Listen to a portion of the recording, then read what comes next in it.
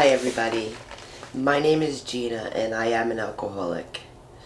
In the previous video we were able to examine the 12 steps and what they would look like. We've decided at this point to make a commitment to follow through with the steps in order, and today we're on step 1. Admitted we were powerless over alcohol and that our lives had become unmanageable.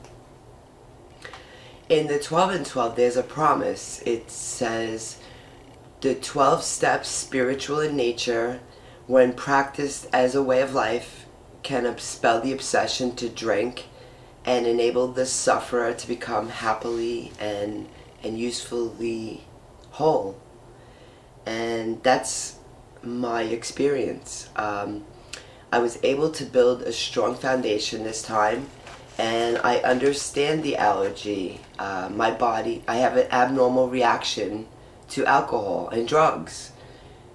I can kick off the allergy with one, and there's no cure. It's progressive and it's fatal. So this time around, I was able to connect my sobriety with a complete surrender. It was all or nothing for me, and I ran all the experiments I cared to run. I used and drank over feelings and thoughts that I couldn't handle. And today, I have no lurking notion. When a thought comes around, I don't entertain it anymore. Right? I'm no longer confused about what alcohol and drugs do to my life every time. And I can clearly see that despair and depression go hand in hand, and so do hope and happiness. And there was no human power. I had tried every human solution that somehow, someday, I was going to control and enjoy it and drink like a normal person. And it got worse every time. It's progressive, and ultimately it's fatal. So I could not recover on a non-spiritual basis. Really, I tried to kill myself with drugs and alcohol, and that didn't work. And when I crawled back in the rooms for the last time, I was willing to go to any length for victory over alcohol.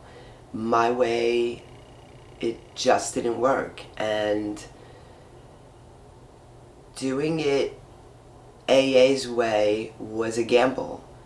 I didn't have a power greater than myself, but I was able to use a group of drunks, God, good orderly direction, God, and I had a huge gift of desperation, God, and that gift of desperation was the game changer. It broke through my denial that, you know, the great obsession, one more of anything was going to be a good idea. And today I understand that it's not. And I had been diagnosed bipolar as well, and living my life, practicing these principles in all my affairs, through the fellowship of AA, because I prefer AA, even though I'm a recovering heroin addict. God reversed those disorders in me. Chemically, my brain is wired differently, and I can't even explain it, but through practicing these principles in all my affairs, my brain chemistry was restored to normal. I no longer live in the fantasy world that there's a self-help program. AA is not a self-help program. It's a spiritual philosophy, and I don't have to convince you of God. He's doing a good job all by himself. And really, I don't even have to promote AA. For the last 80 years, AA has been doing a good job all by itself. But I understand that my thoughts created my reality, and it was all a matter of perspective. The way that I felt impacted the rest of my life, and I no longer wanted to live in the lie. The lies enslaved me, and by understanding the truth, I feel set free. And I'm not saying this is an overnight matter. In fact, I know it's not. You guys give me hope.